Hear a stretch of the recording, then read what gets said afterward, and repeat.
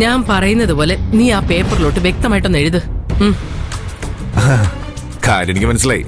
എന്ത്? എന്റെ ആത്മഹത്യക്കുറിപ്പല്ലേ? Super idea. ഞാൻ മരിക്കുന്നറിഞ്ഞാലേ പിന്നെ 16 എഴുതി കല്യാണം നടത്താൻ പറ്റില്ലല്ലോ. നീ അമ്മയ്ക്ക് ജയിക്കാൻ വേണ്ടി മരിക്കാൻ വരെ ഞാൻ തയ്യാറാ. അമ്മ പറയാമേ. നീ ആ മണ്ട മാഷിന്റെ മോൻ തന്നെ. ആ നീ അങ്ങോട്ട് എഴുത്. പ്രിയപ്പെട്ട അച്ഛനും അമ്മയ്ക്കും. അല്ല, അച്ഛനോക്കെ, അമ്മയ്ക്ക് എന്തിനാ എഴുതുന്നേ? അമ്മയ്ക്കെല്ലാം അറിയാവുന്നല്ലേ. ഇങ്ങോട്ടൊന്നും ചോദിക്കല്ലേ, എഴുതങ്ങോട്ട്. എന്റെ ദൈവമേ. പ്രിയപ്പെട്ട അച്ഛനും അമ്മയ്ക്കും. പ്രിയപ്പെട്ട അച്ഛനും അമ്മയ്ക്കും. അച്ഛനും അമ്മയും എന്നോട് ക്ഷമിക്കണം. അച്ഛനും അമ്മയും എന്നോട് ക്ഷമിക്കണം. ഞാൻ ചെയ്യുന്നത് വലിയൊരു തെറ്റാണെന്ന് എനിക്കറിയാം. പ്രത്യേകിച്ച് ചാരുവിനെ പോലൊരു പാവം പെണ്ണിനോട് ചെയ്യുന്ന ചതി. പ്രത്യേകിച്ച് ചാരുവിനെ പോലൊരു പെണ്ണിനോട് ചെയ്യുന്ന ചതി. കൊള്ളാമേ. നീ ഒന്ന് അങ്ങോട്ട് എഴുതിക്കേ. ചാരുവിനെ പോലൊരു പെൺകുട്ടിയോട് ചെയ്യുന്ന. ചാരുവിന് ഇതൊരിക്കലും ക്ഷമിക്കാൻ പറ്റില്ലെന്ന് എനിക്കറിയാം. എന്നോട് ക്ഷമിക്കാൻ പറ്റില്ല. എങ്കിലും ഞാൻ ക്ഷമ ചോദിച്ചു എന്ന് അവളോട് പറയണം എന്ന് അരവിന്ദൻ എഴുതി ഒപ്പിടുത്തേ. ദൈവമേ, അത് പോരാ. ഞാൻ പറയുന്ന അങ്ങോട്ട് എഴുതിക്കേ. ഇനിയുണ്ടോ?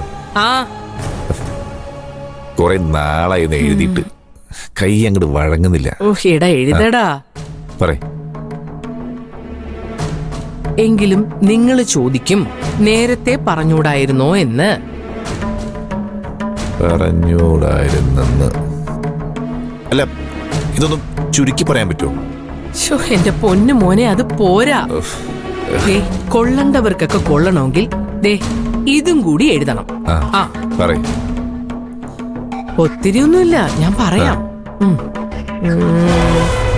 ഞാൻ ഉദ്ദേശിക്കുന്ന ലക്ഷ്യങ്ങളൊക്കെ സാധിക്കാതെ എനിക്കിവിടുന്ന് പറന്നുയരാൻ പറ്റുമോ? എന്തെങ്കിലും ഒരു ബിസിനസ് തുടങ്ങാൻ ഞാൻ അച്ഛനോട് എത്രയോ തവണ കാശ് ചോദിച്ചു. അച്ഛൻ തന്നില്ലല്ലോ. അച്ഛൻ തന്നില്ലല്ലോ. പണ്ട് മുതലേ അച്ഛൻ എന്നോട് അങ്ങനെയാ.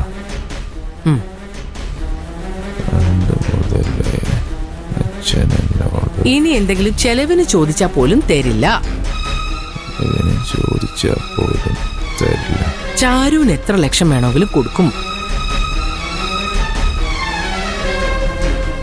ചാരുവിന് കൊടുത്ത ലക്ഷങ്ങളൊക്കെ എനിക്ക് കിട്ടി.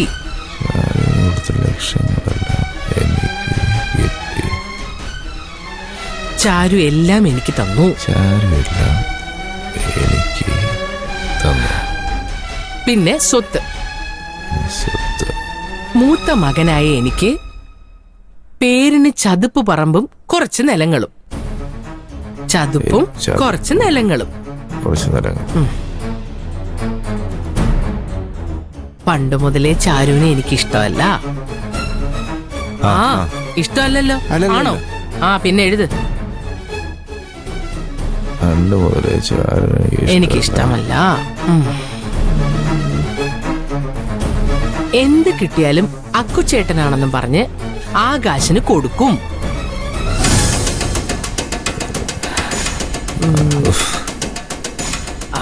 ആകാശിന് തരം കിട്ടുമ്പോഴൊക്കെ എന്നെ മണ്ടനെന്ന് വിളിച്ച് കളിയാക്കും. മണ്ടൻ അല്ല, ലെറ്ററിലല്ലേടാ മണ്ടൻ. മണ്ടനെന്ന് വിളിച്ച് കളിയാക്കും.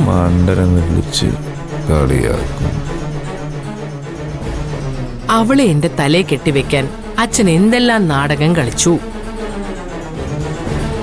കെട്ടിവെക്കാൻ അച്ഛൻ എന്തെല്ലാം നാടകം കളിച്ചു. അവള് തരുന്ന ലക്ഷങ്ങളും 1000 വീടിന്റെ പ്രമാണവും ഞാൻ കൊണ്ടുപോകുന്നു. വീടിന്റെ പ്രമാണവും ഞാൻ കൊണ്ടുപോകുന്നു. നിങ്ങൾ എന്നെ അന്വേഷിക്കണ്ട.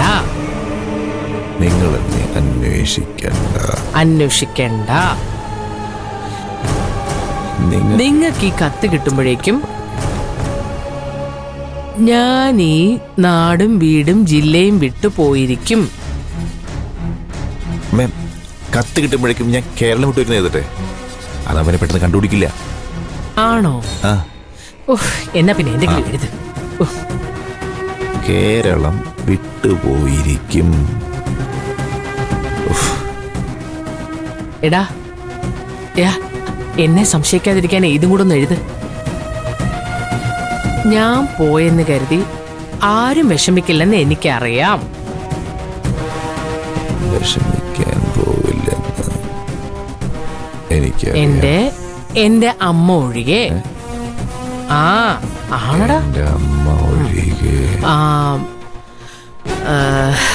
പിന്നെ ഷാരൂന് കല്യാണം മുടങ്ങിയതിലുള്ള സങ്കടം കാണും. എഴുതാനാണോ? പിന്നല്ലാതെ. കല്യാണം മുടങ്ങിയതിലുള്ള സങ്കടം കാണും.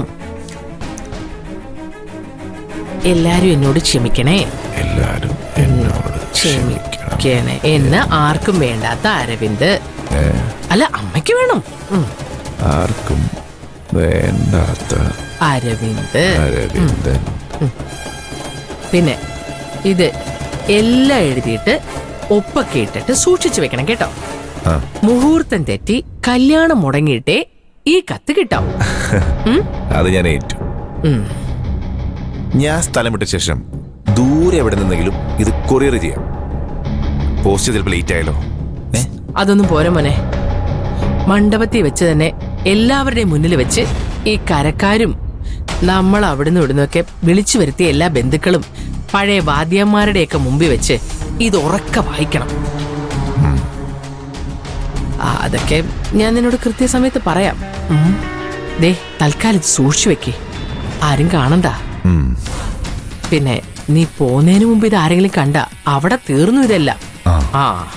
അതെ, അതിരിക്കട്ടെ. എങ്ങനെയുണ്ട് ഈ ലെറ്റർ ബോംബ്? സൂപ്പർ. അമ്മയുടെ തല ഇത്രയൊക്കെ ഐഡിയ ഉണ്ടായിരുന്നോ? അമ്മ പറഞ്ഞതുപോലെ ബാലമാഷ എന്ന ബലൂൺ ഷൂന്ന് പറഞ്ഞ് പൊട്ടിപ്പോ. അമ്മയ്ക്ക് ഒറ്റ സങ്കടം ഉള്ളടാ. കുറച്ചു കാലം എന്റെ മോനെ കാണാതെ അമ്മയ്ക്ക് കഴിയേണ്ടി വരും. സാരമില്ല. അമ്മ എന്തിനാ വിഷമിക്കുന്നത്? എന്റെ ഇപ്പൊ ആവശ്യം പോലെ പൈസ ഇല്ലേ? എൻ്റെ ഒരു ഫ്രണ്ട് ബാംഗ്ലൂരുണ്ട്. ഞാൻ അവിടെ ചെന്ന് എന്തെങ്കിലും ഒരു ബിസിനസ് തുടങ്ങും. അതിനുള്ള ബുദ്ധിക്ക് എനിക്കുണ്ട്. യാത്ര പറയാനുള്ള സമയമൊന്നും ആയിട്ടില്ല മോനെ. മുഹൂർത്തത്തിന് തൊട്ട് മുമ്പ് വരെ എല്ലാവർക്കും ആശ കൊടുക്കണം, സന്തോഷം കൊടുക്കണം. പിന്നെ ഈ ലെറ്റർ ബോംബ് പൊട്ടിയാലേ ക്ലൈമാക്സ് ആവും. നെഞ്ചു പൊട്ടി തകർന്ന് വിങ്ങി പൊട്ടി നിൽക്കുന്ന ബാലമാഷിനെ എനിക്ക് കാണണം. നീ പറഞ്ഞതുപോലെ വീർത്തു പൊട്ടുന്ന ബലൂൺ പോലെ ബാലമാഷ് ശൂന്ന് പോകുന്നത്. ഓക്കേ.